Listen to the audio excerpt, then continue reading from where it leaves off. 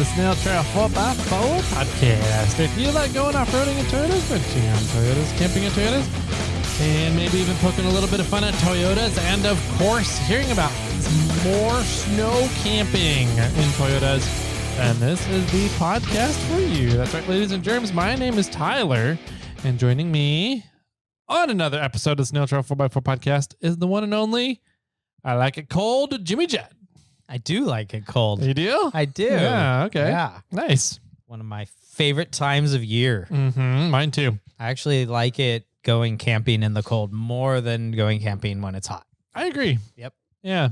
I think cold scares a lot of people away. Mm-hmm. There's less people out. Mm-hmm. And for me, it's easier to get warm than it is to get cold. I agree. Yep. You can only take so many clothes off before you can't take any more clothes off and you're still just hot. And then you're hot and sunburned everywhere. Yeah, everywhere. So, yeah. And really the only way to stay cool in the summer is just be around water. Yeah. For Mm-hmm. the most part. And everybody is out around water. Mm-hmm. A good way to stay warm during wintertime, though, too, is to have water. So. Yeah. Definitely help you out. If you have like a nice, steamy, warm bath. Uh-huh. Yeah. Make a hot tub. A hot tub at your campsite. That'd be awesome. Mm-hmm. Yep. There are ways to do that. Maybe that'll come up today. Well, maybe we'll talk about it. Maybe. Be a fun one. I don't know how budget friendly it is, but No, could be probably done. not. Yeah, man, we got a fun episode today. Today is Monday, the eve before Christmas. Yes, it is. Uh-huh. Christmas Eve. Uh-huh. Merry Christmas to you Christmas people out there. Yep. It's like Happy Hanukkah, Kwanzaa, whatever else is happening right about now. all sorts of the holiday stuff. So yeah, we got just stuff planned for today, but hopefully everybody does have their own plans for Christmas in this next week here. Just a reminder, Jimmy and I will be offline for this week's Thursday and Friday episode. We'll come back again into your ear holes on Monday, a week from today. 2 weeks. 2 weeks. Oh, we're taking that off too? Yeah. For right before We're New Year's? taking off all from after today through New Year's. Got it. That's what And it is. then I think we're back on the 6th. The 6th of January. Yep. Okay. We will So- be releasing some snail mail episodes, though, in the meantime, Mm-hmm. on some of these Mondays coming up for the next few Mondays, because snail mails are fun. Yep. And we don't have to think about topics. Nope. And there's a lot of them. So Yeah, we got to play catch up. So yeah, it'll be fun. We're going to do some cool things here for you guys in the holidays. Let's see. We do have giveaways going on. And I guess this is kind of one of the last chances that we're going to mention the giveaways. So if you guys are interested in winning a gift from Jimmy or I, then make sure you go and do that over at irate4x4.com. Sign up for the giveaway tier, and there will be 2 winners this month. 2 wieners. And you two will win a gift from either Jimmy or myself. And then you get to share that gift with everybody, and everybody gets to vote on who got the better gift. Yep. Exactly. Uh-huh. And I am very curious what Tyler has up his sleeve, because it's dangling down quite a bit. It is dangling down. So... yeah, it's fun. I did order one of the items while we were on lunch. Nice. So Perfect. Yep. Let's see. What else do we got going on? There's a giveaway, as always, over on our Apple Podcasts reviews. All you got to do is go to applepodcast.com. I don't think it's a website. Apple Podcasts, and leave a review under SnailTrail4x4. It's probably apple.com/podcast. I think it's podcast.apple.com. Yeah, whatever. Would be my guess. They're backwards. Yeah, that's true. They're backwards. We're correct. But yeah, go over there, leave us a review for the podcast, and everybody that leaves a review is automatically entered for series of giveaways that we like to do on the show here. So we've done a winch already. So somebody won a winch. We've done quite a few swag packs. Yep. Mm-hmm. A lot of them. Uh-huh. We've done an Onyx Elite membership. And we have one more Onyx Elite membership to give away, as well as a set of tires, 4 tires of your choosing from Yokohama Tires. That's so exciting. Yeah, it's pretty rad. I want them. Yeah. If you win, I might buy them off you. I remember when we first started the giveaways, we were like, I don't know, it'd be cool to like someday in the future be able to give away a full set of tires. Mm-hmm. And now look at us. And look at us now. We're all grown up, We Jimmy. still haven't done it yet, though. No, we haven't. But we have the opportunity, Mm-hmm. and somebody has the opportunity to win. Yeah, for sure. So we got that going on. Just go over, leave us a review on Apple Podcasts. That's all you need to do to enter, and have fun. It can be anything you want. It could say whatever you want. We don't care. Just the more reviews we have, the better off Apple likes to serve us, and other podcasting apps likes to serve us to people that are searching for off-road content podcasts. Yep, absolutely. We are bribing you guys for your reviews. Let's see. What else do we got going on? Not a whole lot. I mean, we got the holidays happening, and we are going to be pretty much taking a break for the next few weeks, Okay. which takes us into January. Mm-hmm. So should we say what the giveaway is for January? We could Yeah. Allude to it. Maybe. It's a little torquey, Yeah. A little strappy. a little strappy. Yeah. It's something that you get to yank on. Mm-hmm. Yep. Something you can cinch down. You can cinch down nice and tight. Yeah. Uh-huh. Something that will hold your junk in place. Yeah. It's something that holds junk very, very well. And it doesn't loosen up to let your junk flop around. No. Yeah. Mm-hmm. So, Sounds good. yeah. I'm excited. I am too. This is actually pretty cool. There's a fun story I have about our January giveaway. Okay. But I can't tell you, I think, until probably January. Okay. So, Yeah. So when we get back from January, we will have more official information about the giveaway. We don't exactly know the items we're giving away yet, Yeah. but we know we're working with a great company, and we'll do our Christmas gift exchange. Mhm.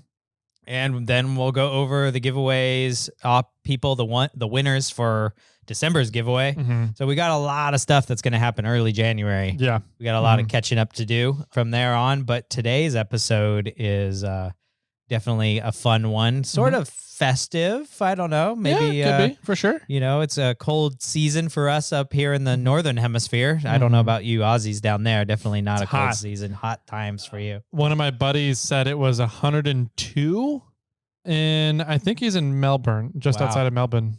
So 102 degrees. I was thankful that he put it in Fahrenheit for me, so I didn't have to do the conversion. Yeah. So. 40 plus. Yeah. Wow. Yep. Yeah, that's pretty funny. I never really thought about it, but having a white Christmas is so northern hemisphere. Totally. Yeah. You know, it's absolutely. not a southern hemisphere thing. No. It's pretty funny. Mm-hmm. I remember I was in Hawaii one time and I was like, they probably never have a white Christmas here. Yeah. And we had like round table pizza for dinner on Christmas Eve or something like that. Nice. Yep. Was it Canadian bacon and pineapple? It should have been. I don't know what it was. Yeah. Probably just pepperoni. I thought you were going to say peppermint. Peppermint flavored Christmas pizza.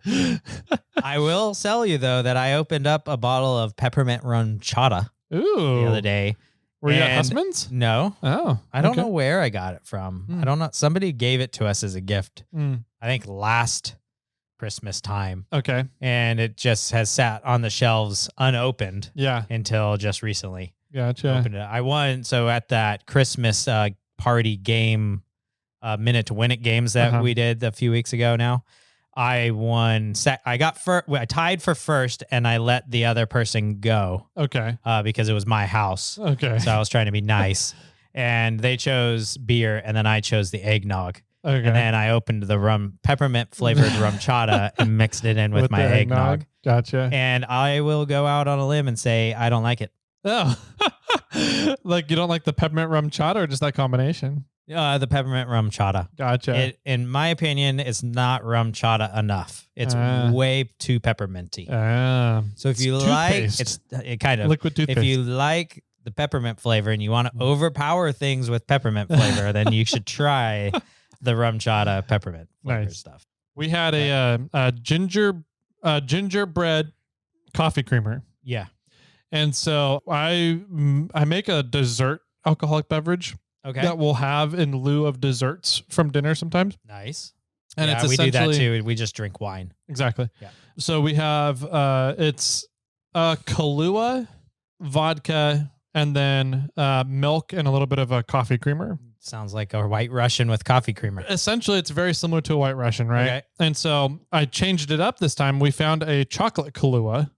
Yeah. So we used a chocolate Kahlua, a caramel vodka, Oh. and then the chocolate Kahlua caramel vodka, the whole milk, and then the gingerbread coffee creamer topper. Wow. Mixed all together. And it's like a delicious, it's like a melted milkshake, really. Kind of. Yeah, it sounds like it. For dessert. So you just sip on it for an hour after dinner. And how big is fantastic. Your cup? It's a whiskey cup. Well, yeah, but down that thing. Yeah, that sounds fantastic. And what in one of our group chats, we Rodney, JL Rodney, the latte Rodney, posted up the rum chata churro. Oh, that's right. Yeah. And he said it was fantastic. Okay. See, churro sounds like it would go a lot better with rum chata than peppermint would. Yeah. Well, rum chata is already cinnamony. Yeah. So what did they do? Add sugar to make brown sugar to it and some bread. Yeah. What about a fireball rum chata? Extra cinnamony rum chata. No thanks. I'll pass. Okay. Yeah. Too much sugar. But yeah, it was all tasty and all fun. And eggnog is, I'm a sucker for a good eggnog. I don't like eggnog. No? No. Oh, well, I got to return one of your. Oh. Bummer. Not for you. True. Too funny. Yeah. So, all right. So let's see. What else do we got going on? Anything else to talk about, chat about? No, well, I mean, we could always just chat about holiday stuff, or we can jump into the cold weather chat. Let's jump into cold weather chat. Okay. That's always fun for me. I always love cold weather chats. I don't want to talk about my family anyway. Yeah. Okay. Good. All right, everybody. We'll be right on back. We'll have some words about cantilevers. Cantilevers. I like cantilevers, and I really want a cantilever. We'll see. I didn't put it on my Christmas list this year. You can make a Christmas list this year. That's a fair point. All right, we'll be right on back after some chats with Brian. You get to listen a little bit about cantilevers. So, quick break. If you have a third-gen 4Runner and want 16 inches of wheel travel without cutting into your sheet metal, check out 4 Wheel Underground's brand new cantilever suspension, featuring an integrated anti-sway bar and turn-by-dial disconnect. Don't sacrifice performance and comfort for the sake of wheel travel. Get both with our new cantilever system at 4wheelunderground.com.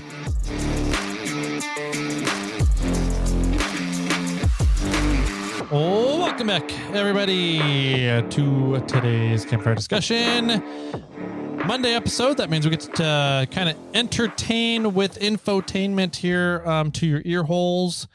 This topic is a kind of a continuation from last Monday's episode, which was brought 2 Mondays ago. Was it? Oh, because we had radio dynamics in the last one, huh? Yep. So, geez, it was 2 Mondays ago. Which was, that episode was brought about due to a voicemail that we got from somebody. And the voicemail requested some ideas on how to do cold weather camping on a budget. Yeah, right? Absolutely. And so Jimmy and I were like, this is a fantastic topic. We have a lot of ideas because we love kind of jerry rigging with resources. And that's kind of one of the allures to off-roading for us. And so we started talking about it and realized that we talked for a long time about one little topic side of cold weather camping.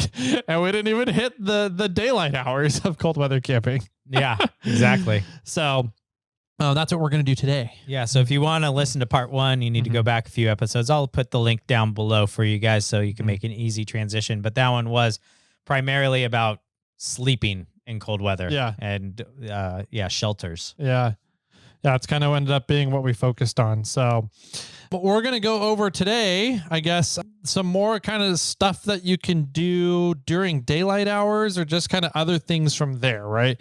I think we did a pretty good job at sleeping arrangement and shelter arrangements. And now it's kind of just everything outside of that. So moving around during the day, not moving around during the day, I guess, if you need to, activities during the day, stuff that you can do and how to do that on a budget so that you stay safe and warm, I guess. Yeah. Do we want, so Morphlate Ryan said he made a list of stuff from the last Monday's or 2 Mondays ago episode. Do we want to play that one?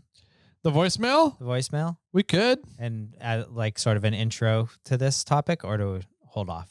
Yeah, we can do that. All right. I'll pull it up. All right. So I got his voicemail here. Okay. It starts off with an expletive. So earmuffs. Earmuffs to the little kids. Here we go. What's up, motherfuckers? This is MF for Smoke here. You got me all excited with some winter camping talk. That is my personal favorite kind of camping. So I started making some notes.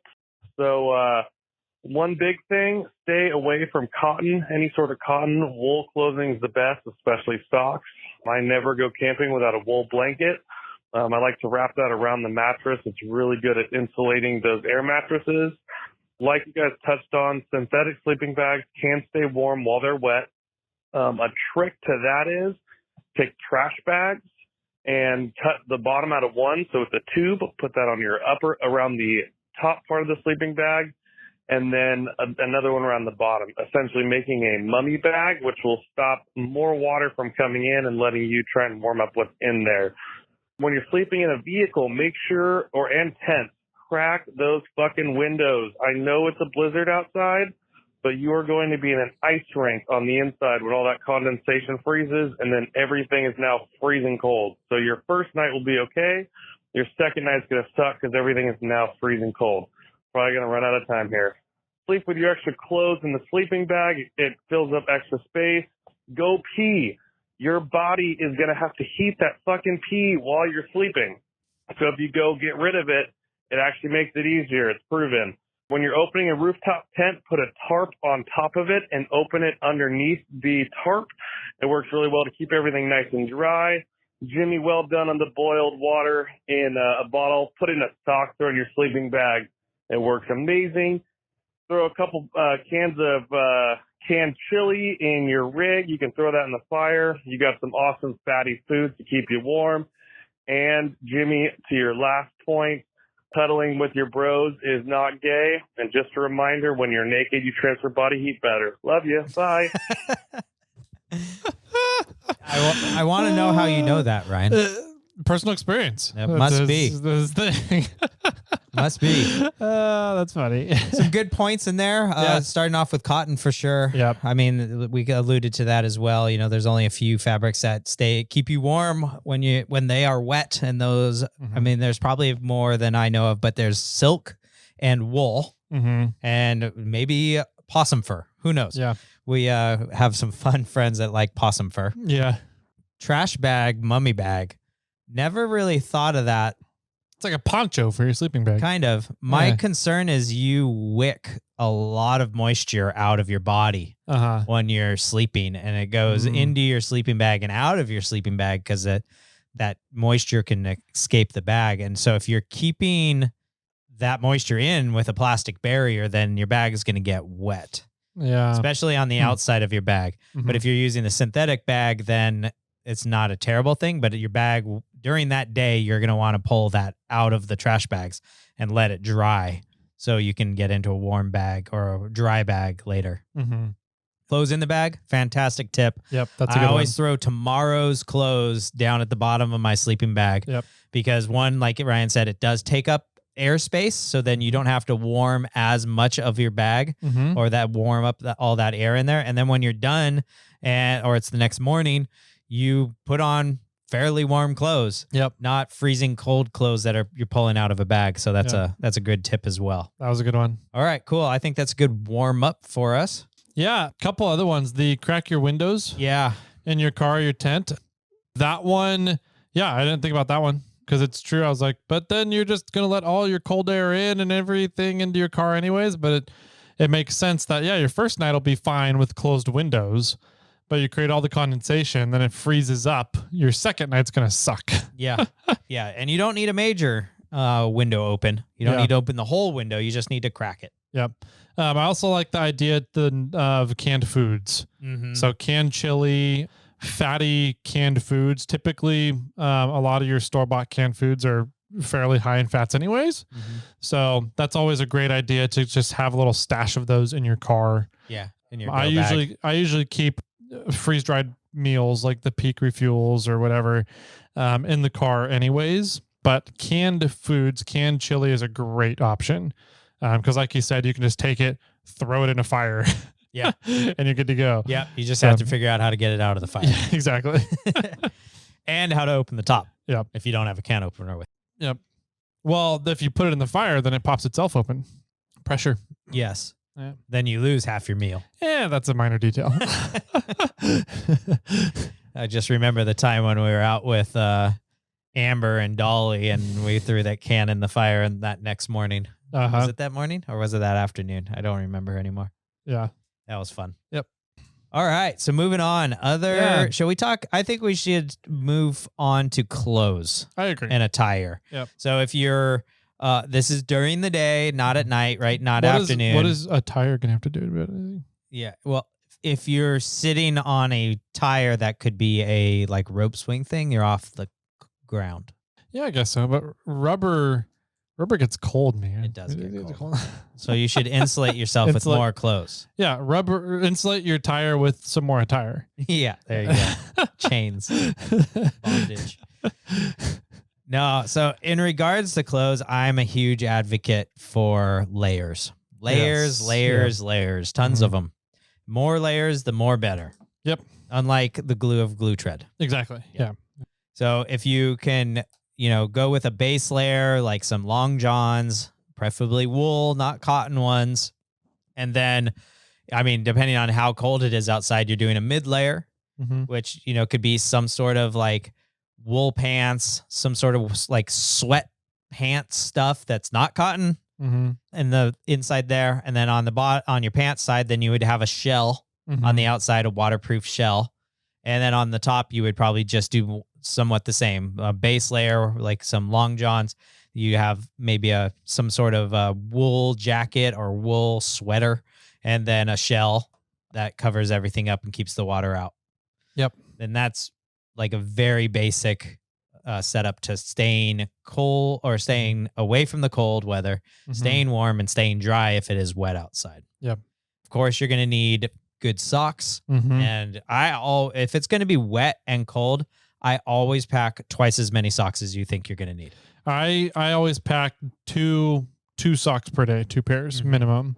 If I'm going to have a day that's kind of dedicated to playing around in the snow, I'll pack an extra pair of socks that day. So I'll have 3 pairs of socks for one day kind of thing. So socks are small. They're light. They don't take up a ton of space or anything. So it's like throw a few extra ones in there. If you don't use them, you just bring them home. Yep. It's not that big of a deal. Yep.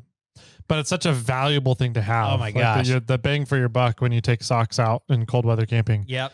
Really, really nice to have. Yeah. There is a delicate balance between too big of socks and getting your feet wet from sweat. Yeah. And having dry feet, trying to keep your feet dry the entire time. I'm not quite sure how to explain that one because it's just you have to know your boots. You have to know the socks that you're wearing. You don't want to sweat too much. It's nice to have boots that will let moisture out but not let moisture in.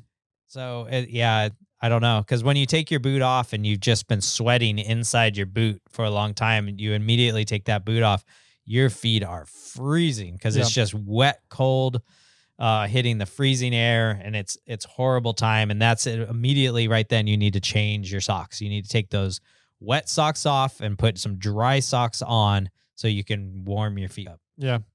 Yep. Agreed. And that's why I take a bunch of socks. Yep. The big thing to remember is that your feet sweat while you're sleeping too. That's true. As Jimmy said earlier, your body does emit moisture while you're sleeping. So just because you use a pair of socks one night does not mean that it's good to use that pair of socks like for your nighttime socks kind of thing.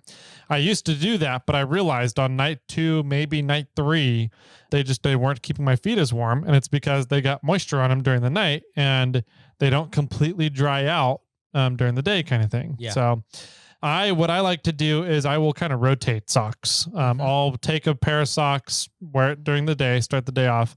At nighttime, I'll put on a new pair of socks. Yep. And wear those throughout the night and then throughout the next morning. And then during the day, if my socks get wet, I'll put on a new pair of socks. And then I'll put on a new pair of socks whenever I go to sleep. Yeah. So essentially, every time when I go to bed, a new pair of socks goes on. Okay. No matter what. That makes sense. I usually do have a pair of socks that I wear to bed, my nighttime socks, and it's those big wool, smart wool ones. Yeah. But when I wake up in the morning and I'm getting dressed, I'm taking those off. I'm putting the day sock pair on, and I turn those socks inside out. Oh, Okay. So I kind of like so air them out better. The more moistured side is now on the outside, so it can try to dry faster. Yeah. So that's my little trick. And then when I get back into bed that afternoon, or that evening, I right side in the socks, and then I put my feet in them, and then in the bag I go. Yep. So that's good. Socks. That's your biggest thing. I think your biggest budget item to keep you warm while cold weather camping. It's amazing how far a good pair of socks will go for your comfort while cold weather camping. So there's that. Let's see. I love the layers. Layer stuff is huge. The big thing for me, just to extend it beyond layering, is to layer essentially like a house tile roof, right? So you're layering in such a way that the water and weather cannot get into your layers at all. Sure. And there's the big tricks for that is I love taking what is that called? Give me a hint. It's essentially a ski mask that can double as a scarf, a neck scarf. Balaclava? Yes, balaclava. I love taking balaclavas into cold weather camping because you can use them as a face mask, ski mask, so it covers your whole head. You can wear it just to cover your head. Yep. You can wear it as a scarf just to cover your neck. It's a multi-tool. They're so nice to have. And so I have 2 of them if I'll be for multiple days, and I'll rotate them on the days. So very much, yeah. Those are great. They also help out a lot with wind. Oh, yeah. If you're in windy environments, you need face protection. Absolutely. Our faces do not, as human beings, we do not do well in cold wind. No. Our faces do not like it. Yeah.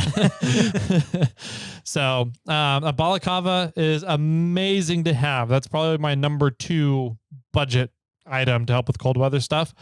And then 3 and 4 budget items are both, I don't want to say equal. I'd say that there's definitely I would put one above the other. Third one is my gaiters. Yes. And so gaiters are a way of layering and closing up your layers so that weather cannot get into your layers, right? It's essentially a waterproof material that goes over the inner connection between your pants and your boots. Yeah. Covers your ankle. It covers your ankles. Yeah. And so some people will take like snow pants and like they have that inner layer that you can tuck into your boots and then take the outer layer outside of their boots. Doesn't matter. You're still going to get snow in those. Yes. And you do not want to get snow into your boots when you're cold weather camping. Not at all. And gaiters have been the most effective way I have found to keep that from ever happening, getting snow in your boots. And so, gaiters will cover all the way down pretty much to the toes of your boots. So it covers your whole shoelace area of your boots and then all the way up to pretty much your knee. Yeah, the base of your knee. If you get a good pair of gaiters, and really good pair is not super expensive. No, they're not. You can get a good pair for $20 to $30 and it will weatherproof and snowproof your pants and boots for at least what you're wading through snow in. Yeah. They're just an additional waterproofing layer in a way. And they're fantastic because you can walk through almost infinitely deep snow at that point. You don't have to worry about getting snow down into your boots. Yeah. Which is fantastic. Yeah. And they're a thing. I wear gaiters a lot, even if it's not like a deep, crazy, snowy mess. Like I'll have my snow boots on, I'll have gaiters on, and then I'll have like athletic pants on. Yeah. Because if the snow's only ankle deep, then you're just protecting yourself. I only need to protect myself from middle of the shin down. I'm done. Yep. And it solves all the problems of getting snow down into your boots. Yeah. Which it's a wonderful, wonderful thing. Yeah. So what was number 4? Number 4 was snow goggles. Okay. For inclement weather, if you're just going to be out in the daytime or out even at nighttime too, I like to get amber snow goggles for snow stuff. Okay. If I'm skiing, I don't like amber. Really? Yeah. But if for every day just hanging out in the snow, wheeling, hiking, camping, whatever, I love the amber ones. Okay. Why not while skiing? I don't know. I feel like skiing amber ones make everything the same color. And it's hard for me to distinguish objects quickly while I'm skiing. Yeah. Whereas like during the day, if I'm just hanging out and walking around, I don't need to distinguish objects super quickly. So Sure. Okay. Yeah. Yeah, I have actually on my list snow gear. Yeah. Like if you were to go snow skiing or boarding, go out for the day, you probably have that gear already. Yeah. And that's the gear that you more or less can take out with you for cold weather camping. Yep. And if you don't have that gear and you're just going to concern yourself with cold weather camping and you go recreation skiing or boarding, think about having that the piece of clothing that you're going to get be double use, right? Because you're going to want it for snow, cold weather camping, and you're going to want it for going up to the slopes. Yeah. So if you have that item that's good for the slopes, it'll be good for you in snow, cold weather camping. So it's sort of a double use thing. So start there, and then you're going to need to add more to the cold weather camping. Yeah. Because when you're snowboarding or skiing, you're working out. Yeah. You're actually generating a lot of heat yourself. heat. You're expelling calories as you're sledding down the mountain. But when you're sitting on that lift and you're going up the mountain and you're cold and you're thinking like, man, I wish I had a sweater right now. That's the same attire that you should be wearing when you're sitting around a campfire or whatever in snow or cold weather camping. Yeah, I agree. I like to, for cold weather camping, I like to look at what snowmobilers wear, because those guys lock themselves out of the weather. Yes. Don't they wear like a onesie? It's pretty much a full onesie. It's a full weatherproof onesie that might as well, I mean, to an extent, it's almost the same as like a Gore-Tex dry suit. Yeah. For whitewater rafting or not skydiving, diving in general. Sure. But it doesn't have, the gaskets for your hands and your feet and your arms and your neck and everything. But yeah, they wear onesies that are waterproof onesies with a decent amount of insulation to them. And they're big and baggy enough you can wear a bunch of layers underneath them. Sure. So I like to look at what snowmobilers use and wear when I'm considering being out in a storm in really inclement cold weather stuff. Yeah. So that's good. There's also multiple layers of that you can do for your hands. Yeah. So you can have just basic mittens, and you can have some like fleece lined gloves or fleece liners. And then you can do like, just a bigger glove on the outside of that could just be a shell or a mitten or some other kind of style of glove. I like to have, I don't know, I want to call it a mitten, but it's not a mitten. It's just like a thin layer, thin glove over my hands. That's, like the size of a t-shirt material, something small, right? That's always going to be covering my hands. That also has the touch sensor from my phone. Okay. So I can use my phone. So I never have to take my gloves off to use my phone if I want to use my phone. Yeah. And then I put that layer of gloves into a mitten, closed fingered system for just around camp. Because when you're hanging out and your fingers are all in one area together, you're going to get warmer than if your fingers are going to all be separated. That's true. But if I need to use my fingers, I want to take it out, really easy to take it out of that glove. Yeah. But I still want them to be covered. Yeah. And that's when I have the light fingered glove underneath. That's a really good concept. Do you, your mitten glove, is it the kind that kind of folds up and over so your fingers are exposed? No. Gotcha. I just have, it's just a Gore-Tex covered shell. Okay. Yeah, mine, I do sort of the same thing, except I have a pair of gloves that literally are just there to keep my hands from being direct contact with the cold air, right? Okay. Body heat leaves your body. It's something like 5 times faster in moving air or stagnant water. Non-stagnant water. Stagnant water. Oh. And then it's 25 times faster in moving water. Yeah, okay. So moving water is the worst scenario you can put your body into in terms of losing heat quickly. And then standing water and air, cold air, just open to air, is the next one. Got it. So the more that you can just keep your skin in general from being exposed directly to cold air. It helps a lot with maintaining body warmth and your comfort. So I have a thin pair of gloves. They're not super thin like what you're explaining, but they are a thinner pair that are just to keep the cold air off my hands. And then I have my snow gloves, which are my warm gloves. And the big thing with gloves, it took me a while to figure this out. But once I figured it out, I was like, okay, got it. I want gloves that has that's essentially a little plastic membrane within the glove itself. And that does two things. Okay. It keeps wind from getting through your glove into your hand on your skin. Nice.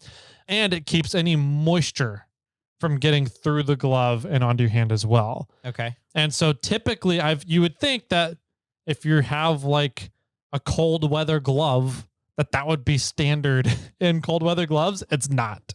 Wow. You have to have, a lot of them will be marketed and advertised as windproof gloves. If the glove has a windproof rating to it, then you know that kind of plastic membrane is built into within the glove, and that'll keep moisture from ever getting to your fingers unless it comes in through your wrist, getting to your hand, and no wind will be able to penetrate the glove and get to your hand either. Nice. Maybe we need to invent wrist gaiters. Wrist gaiters. I thought about it because definitely if I'm going in snow, I kind of take my glove and put it over my jacket and then just pull the fuck out of that little cord, the drawstring cord. Yeah. But yeah, the wrist gaiters could be an interesting thing could too. be a concept. Yeah. Yeah, absolutely. Yeah, I also like to look for gloves that have a soft spot on like the right above your thumb on either hand. That's a good call, yeah. Because that's your snot rag. Yeah, exactly. That's a great call. Make sure to wash your gloves. But that's if you have that softer cottony, it's not cotton, but a softer fabric right there that you're can wipe your nose on. That's always a bonus. I had a pair of gloves one time. I eventually threw them away because of that. It was a really hard, rigid seam right there on that part. And I just kept rubbing my nose on it while I was skiing one day. And by the end of the day, I didn't realize it, but I was like, God, my nose really hurts like the next day. And I was like, why does it hurt? And I was doing laundry and I noticed I had a bunch of snot on my glove. And I was like, oh, and I threw the gloves away after that. Yeah. So yeah, absolutely. Okay. I think that's good for hands. So we covered hands, feet. Yeah. And really the next big extremity and maybe the biggest heat loss is your head. Head. Yeah. I don't know there's many different stats that say like you lose up to like 70% of your heat through your head. Yeah. I'm not sure how true those are, but that's what I've always sort of heard. And so I don't ever wear hats. I never wear anything on my head besides an extremely hot day. I wear one of those big, like sombrero looking, like lifeguard style wicker kind of hats. And in winter, I am always almost found in a beanie. Yeah. But I actually don't like things on my head. Yeah. I'm a weirdo like that. But covering your head in winter is a necessity. Yep. You have to do it. Covering your ears is important. There's many different levels of hats that you can wear in the winter, from just a thin little, like almost like welding cap looking thing that covers your, just cover the yarmulke, a little yarmulke. Happy Hanukkah, everybody. That covers your, head up there. There's, just a beanie that can cover the tips of your ears. There's big beanies that'll cover like all the way down your ears and half of your eyes, and then there's the big old like Russian hats that like have the flaps that you can lower when it's hot or when it's cold, super cold, and you can tie it underneath your chin and it'll keep your whole entire head warm. And so it's just a level of what do you want on your head. Yeah. I'm a fan of just like a beanie that covers most of my ears and, like down to my eyebrows. And then if I'm cold, I'll throw a hood over my head and cinch it, snug all the zippers up and cinch it down. Yep. Yeah, that's one of the reasons why I love the balaclava is that you can wear it as a hat or a full face protector or whatever, just a head cover. And so I have, like I said, I have multiple styles of balaclavas, some thin ones, some thicker ones for more insulation. But either way, I'm pretty much always wearing the balaclava in cold weather as well as like a beanie. Yeah, me too. And then if it's raining or moisture in the air at all, I'll always throw on the hood too, just to keep moisture from getting to my insulation sources. Yeah. So and a lot of what we're talking about here is just eliminating your skin from the cold weather, right? Yeah. Mm-hmm. So, we've got your feet covered with some nice boots and socks. We've got your hands covered with gloves. You're obviously wearing clothes, hopefully, unless you're Ryan. And and he's with his buddy. Yeah, and he's with his buddy. You got a beanie on, and we're saying now all that's really left is your face. And the balaclava is a perfect solution for that. So I like wearing a balaclava, or even like the neck gaiters. Yeah, neck gaiters are great. Or like the old, like the King of the Hammers neck gaiter / mask thing that we got like in 2020 is a fantastic thing, because you're filling up the space between your jacket or sweater or whatever at your neck level, and it's stopping cold weather from coming like down into your jacket. Yep. That way. And then when you're super cold, you pull it up over your face, and then you're probably zipping your jacket all the way up. So you're covering your nose and everything down below. Yep. You got a beanie on that's coming all the way down to your eyebrows. And then you put snow goggles on, and now you're completely covered. Yep. There's nothing exposed to the elements. Yeah. Yeah. It's funny. I'll take anytime I go up to snow, I'll take my complete snow getup with me. And that's where I started, right? Yeah, exactly. This is a full circle right now. Yep. So you take everything with you, and you wear whatever you need to that time. If you don't need to be wearing your snow pants, you're good in your base layer athletic pants or something. That's fine. Put those on with your ankle gaiters, your boot gaiters. If you don't need head protection because it's a nice sunny day, cool, awesome. You've got your goggles to protect your eyes still, and you don't really need anything on your head. But there's a lot of different scenarios that you can be perfectly well off in with the concept of layers and carrying the correct stuff. It's a lot of stuff to carry, but that's also why we typically go off-roading in vehicles. Yeah. So we can carry a bunch of shit. Absolutely. We can overload. So yeah, that's kind of that would be my justice to clothing, I guess, like for during the day or activities or whatever. Sure. What are some other things that we can take in cold weather camping to help make our lives better? Yeah. I think sort of next level is one of the things I have marked down here is the hand warmers. Yeah.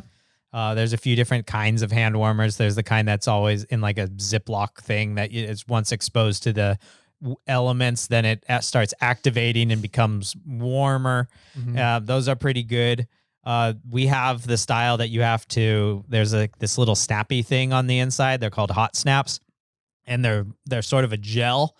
And then once you snap it, so there's something in that snap that activates the chemical on the inside, and there's a chemical reaction then turns that hot, and those are really cool. And then you can actually throw them in boiling water, and then they'll liquefy themselves again, and then you can reuse them.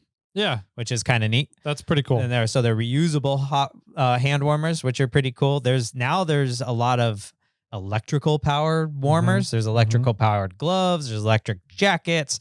We both have the Gear Wrench heated jackets. Which I think is just another.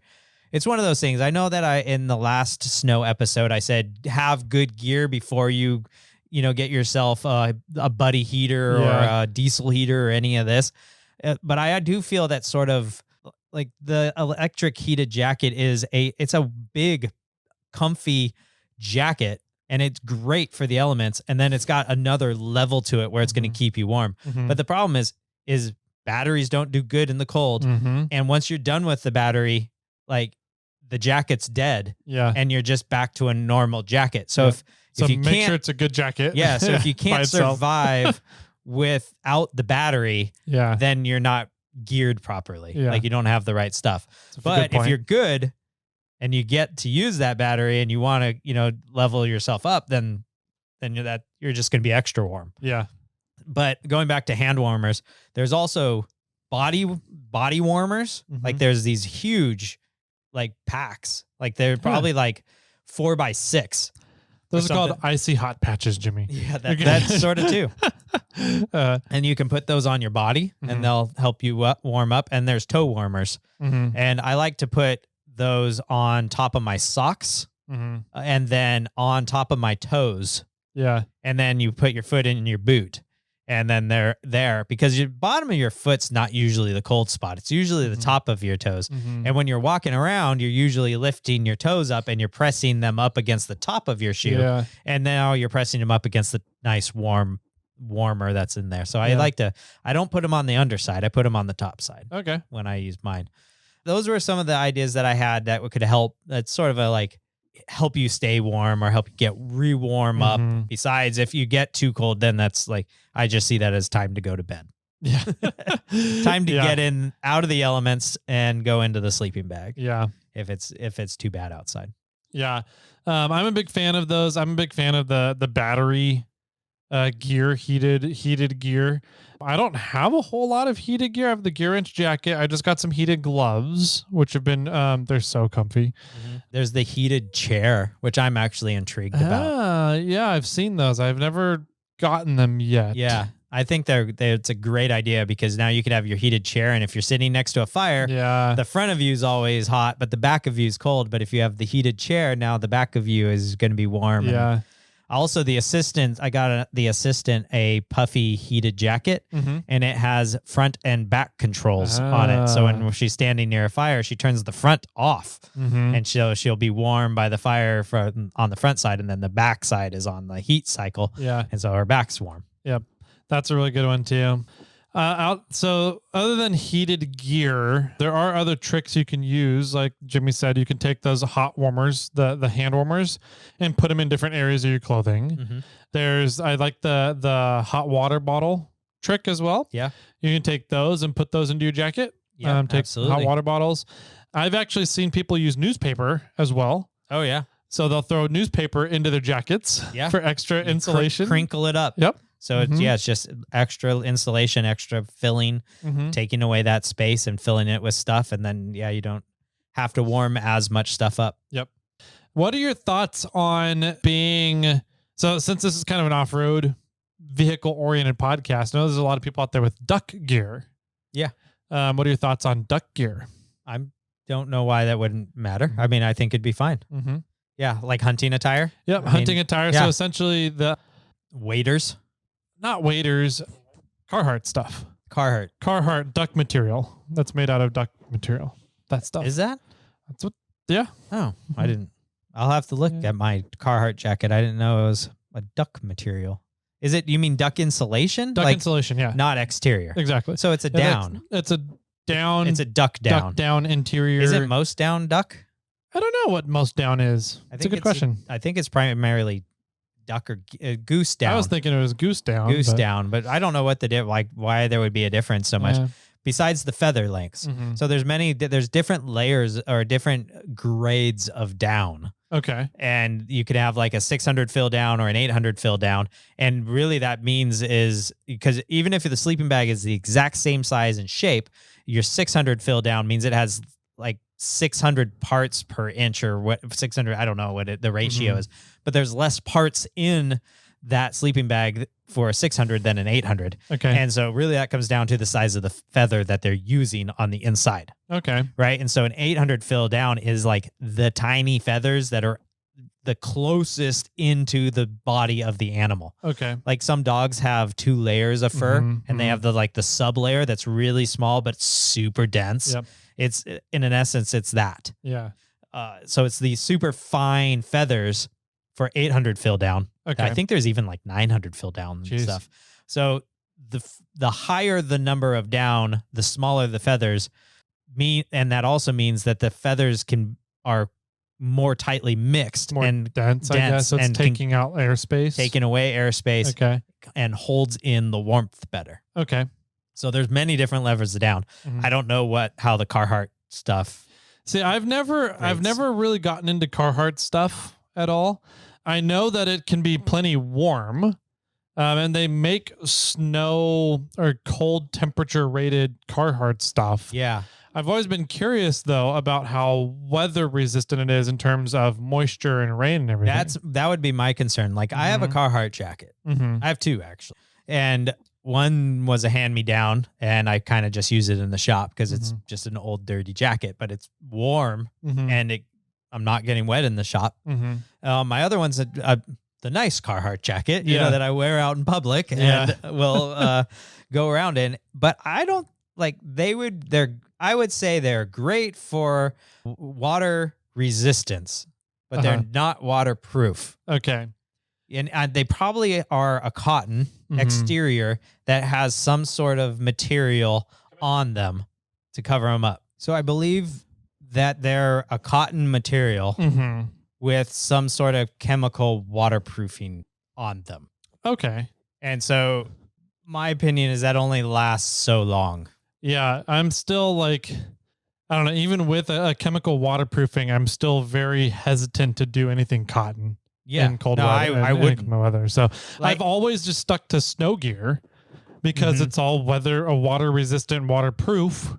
I mean, with exception of, you can't jump in a lake with it, but so I've never done Carhartt stuff because I'm always like, well, I'm going to be going into like snow and like water area stuff. Yeah. If you're not going to be in any moisture, then I think it's a good alternative. Okay. It's a good time. But if you're going to be out in, like, if you're just cold, like if it's good, you're going to like, I don't know, you're going to the city, or you're going, we're talking camping. We're going out, you're just going out to the forest and it's not going to rain and you're not in the snow. I think it's fine. Yeah. And they're plenty warm. It's fantastically warm. I love wearing my old one that it doesn't have a hood on it. The newer one kind of has a hood, but I love wearing a sweatshirt underneath the Carhartt jacket. Oh yeah. And I am hot in that thing. And it's fantastic because my shop's insulated and it stays fairly temperate inside there, but it still is cold in there sometimes. And man, if I wear a hoodie and then that Carhartt jacket, I am very warm and happy. Okay. So I think they're a good alternative if there's no chance of water. Yeah. Okay. That's fair. It's a good thing to consider. You also can't really layer with them so much. I mean, you're not going to put a shell on the outside of your Carhartt jacket. Yeah. So they're just so big. They are really big. They're like they're the unit. Yeah. You're like wearing a t-shirt and a Carhartt jacket and that's it. There's no sort of layering in the middle of it. Yeah. My old school Carhartt jacket is sort of just a shell. My newer one is like lamb wool on the inside or whatever, that synthetic filling, soft on the inside. But my old school one's just like their shell version. Yeah. And that's why I'll wear a sweater underneath it. Gotcha. But yeah, I would not wear it where there's moisture. Okay. But what about other things such that would help you stay warm? I think the big theme of inclement weather, cold weather camping is just things you can do to keep yourself warm, right? So shelter, having proper insulation while you're sleeping, jumping jacks, whiskey, bourbon. Yeah. Actually, I said jumping jacks as a joke, but in a way, movement helps. Yeah. Right. If you're cold, we all do it, right? If you're sitting down or with your group of friends and you're cold, what are you going to do? I'm cold. I'm going to stand up and move around. Yeah. Right. So there is some level of movement involved to keeping yourself warm. But once again, if you're having to get up and move around, you're probably not wearing the appropriate gear, or you should add another layer on to keep yourself warm. Yeah. Yeah. Because essentially when you start getting cold yourself, it's a sign that your body is starting to go into survival mode and it's pulling blood away from your extremities and into your core. Yeah. And so by getting up and moving around, you're creating more blood flow, which is then now sending more heat back out to your extremities and taking it away from your core. So if you're not putting on the proper gear to make sure that you're able to stay warm necessarily without moving around, then there's something bigger going on that your body's trying to tell you. Yeah. So absolutely. I have a little blue foam, like condensed foam pad, my little blue foam pads. I have one that I cut off of a thermarest style thing. And like when I'm out snow camping, I use it as my like butt insulator. And whenever you sit down on something. So if I sit down, I grab this one small slice. I mean, it's like 2x3 or something like that. And I put that on the snow and then I sit on that. Yeah. I never just, if I'm not just hiking around without any gear, right? If I have gear with me, I pull that out before I sit down every single time so I can keep my rear end directly off the snow. Yeah. Another thing I was thinking about is, I mean, you could always use your blankets. You can always bring, like if you're out camping in your truck, you can always take those blankets that are at your tent and you could take them out and use them and cover yourself up while you're just sitting around or whatever. You know, I wouldn't want them to get dirty and then drag them into the tent personally, but you know, if you're budget friendly, you know, and you don't have thousands of layers available to you, you know, you can definitely have the minimum requirement of layers and then grab a blanket and wrap it around yourself and then sit in your chair. And then you can take that same blanket back to your tent that you're going to use to sleep under, you know, or into with, you know, and just repurposing what you have definitely helps. I've always been told, I don't know if we talked about this on the last podcast. I think we did. We hinted on it, but I've always been told that sleeping with no layers on is warmer than sleeping with a bunch of layers on, which I disagree with. Yeah, I disagree with it. I'm not going to say I don't think that's the case. I just disagree with it. Yeah. I think my anecdotal evidence of what I've tried, I disagree with it. So here, I think if you're wearing, like if you throw on all your clothes to go to bed, you're having to warm up many different levels and layers to finally warm up your sleeping bag. Yeah. Where if you get in with just your chonies, your body is just warming up your sleeping bag. That's the theory. That's the theory there. But I think that, so my opinion is you'll warm your sleeping bag up faster with no clothes on, but you will be more warm eventually with more layers. Yes. So there's a little battle there. Like it might take you longer to get more warm with more layers, but won't be as warm, but you'll get warm a little quicker with less layers. Yeah. The big thing for me is that I'm probably already wearing those layers. Yeah. So they're probably already warm. Yeah. And now it's just a matter of maintaining that warmth. And that's what the sleeping bag does, in my opinion. So yeah, I usually take my jacket off and throw it over my sleeping bag too. I have a whole bedding setup when I go winter camping. Yeah. All right. So which includes electric blankets. Yeah. We've already talked about bedding though. Yeah. So what are some other things that we can do to help manage our warmth and body temperatures during the day? Staying dry. I think we've covered that concept, and there's a lot of different things you can do to stay dry. And then if you get wet, drying yourself off. So a towel, blanket, your extra clothing. I've had to use my old clothing before to dry off to stay warm. My next big thing is warming fires. Yeah. Pretty much wherever you are, at least in California, and I would assume the United States, you are allowed to make a fire if it's considered a warming fire. Okay. Yeah. And so you need tools, in my opinion, to be able to do that. If you're going to go cold weather camping, you need to have a way to create a fire to help cook food. Hot liquid is a good way to get yourself some body warmth easily and efficiently, so your body isn't having to create the warmth itself. Obviously, you can do that with a stove as well. And if that's your fire source to keep you warm and that's what you want to depend on, cool. I guess go for it. But your propane is a limited source. Yeah. Typically, when you're out camping, you have a wood around you. Yeah. From forest stuff. I'm a big fan of taking, obviously, a chainsaw. But I think if you were looking at budget items, there's some really good hand saws out in the market. Bow saws. That kind of stuff. There's a couple really nice, they're hand chainsaws. Yeah, I've seen those. So it's like I'm interested it's how a those chain work. with two handles on either end, and you just pull side to side with your hand. Pull method, and it'll cut through logs. Yeah. Great. I guess not much pushing with that chain style, but yeah, there's a balance there between pulling and tension. Yeah. Yeah. I guess so. Keeping tension on it. Yeah. So I've seen those. They pack down great. I've never actually used one. I've never used one either. But I've watched it being used before and it seemed to work awesome. Yeah. And the biggest benefit is that their packaging, right? Mm-hmm. It's literally like a bicycle chain. Mm-hmm.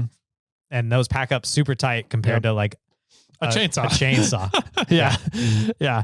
And with chainsaws, obviously you need fuel of some sort, whether it's a battery or a gas chainsaw. I'd highly recommend don't take battery chainsaws into cold weather camping because lithium batteries do not like cold weather at all. If you're in below freezing temperatures, your chainsaw is not going to work. Probably not. Another reason why California's stupid for trying to implement small motor bans.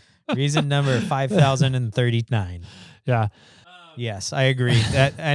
An easy, fast place to find dry wood is the dead branches on the bottom side or the lower end of trees. For sure. So you can go over to almost any tree and the lowest hanging branches, the lowest branches close to the trunk are most likely dead, especially out in the wilderness. And you can probably just reach up and pluck them off the tree. And that's the fastest, driest ones because if they're on the ground, they might be wet. But if they're still on the tree, they're probably dry. Yep. That's a really good point. So being able to get those off of the tree, a lot of times dead ones will just snap right off for you. Yep. Sometimes you need a little handsaw to get them off. So some sort of saw, in my opinion, to help harvest the wood. Sure. And then I'm a big fan of prepping the wood for the fire. And that's splitting logs, right? Okay. If you're trying to put logs on a fire without getting to the inner wood of logs, your fire is not going to burn as hot or as efficiently. You can throw a log on the fire without doing anything to it, and you'll get fire. It'll burn, but it's not going to burn efficiently. The outer layers of trees are a lot of times fire retardant. They're fire resistant. Bark doesn't like to burn. No, it doesn't.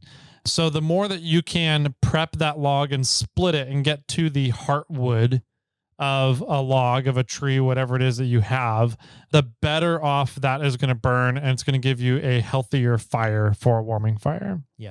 A lot of times you can also get completely wet wood and split it open, and the heartwood is completely dry too. So it's another way to take wet wood and get it to burn efficiently in a fire by getting to the heartwood. So having some way to split the wood. So you have some way to harvest wood, some way to split the wood and prep it for firing. Yeah. I haven't really found a good solution, and maybe there's somebody out there that has a good idea for how to do this. But if you're in very infinitely deep or very deep snow and you have a fire, the fire will burn itself down into the snow. And eventually your fire is below the height of the snow. So what we've done in the past is whenever we've gone to somewhere and we've kind of leveled the area for our tents, we've always put all that snow into one spot and made a mound to start on the fire snow, on? and then we start the fire higher. So then when it burns itself down, it's burning itself down to ground level or to the top of the snow level. And not disappearing because most of the heat gets lost once it builds its little cave. The heat's only going straight up and it's not radiated out. So if anybody has an actually decent solution on how to do that, maybe I would say find a rock or something, but those are buried too. So if you have a good idea, let me know. I'm always curious. Yeah, that's a good problem to try and figure out. Yeah, because, the first night may not be a big issue.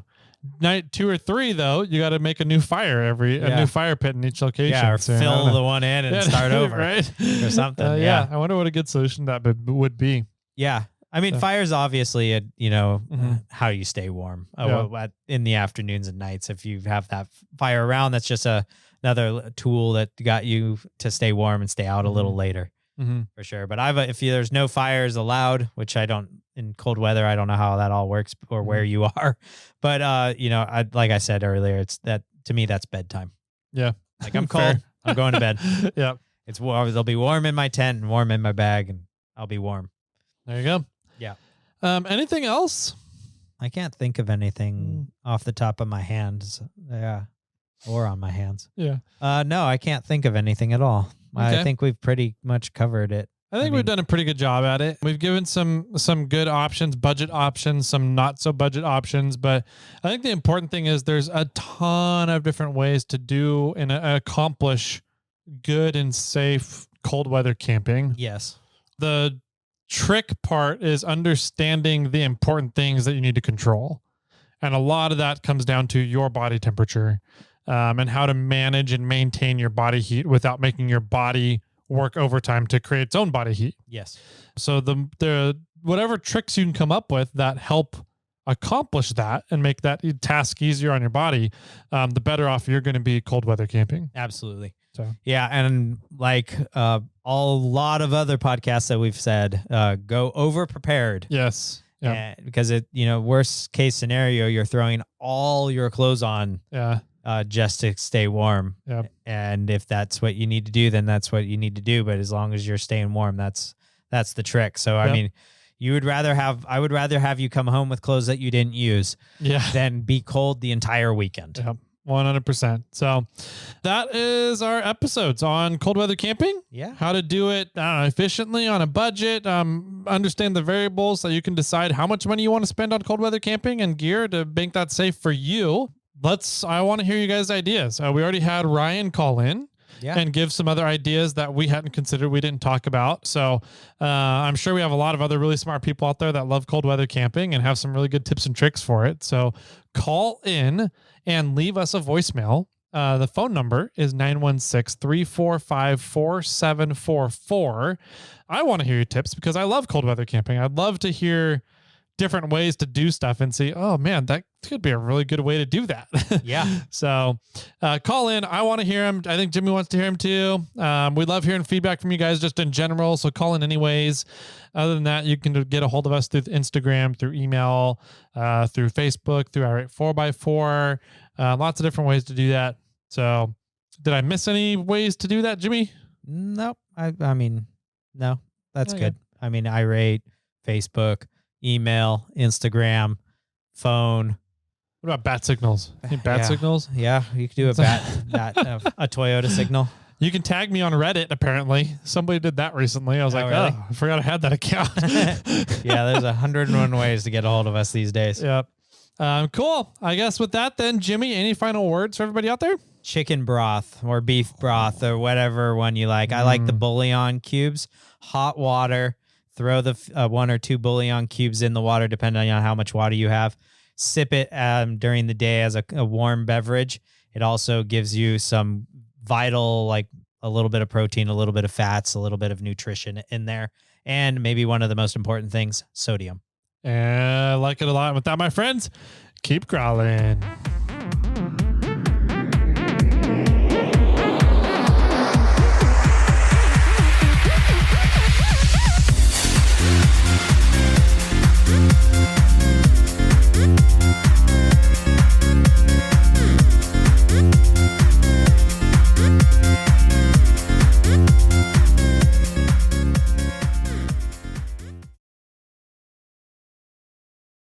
I got one for you.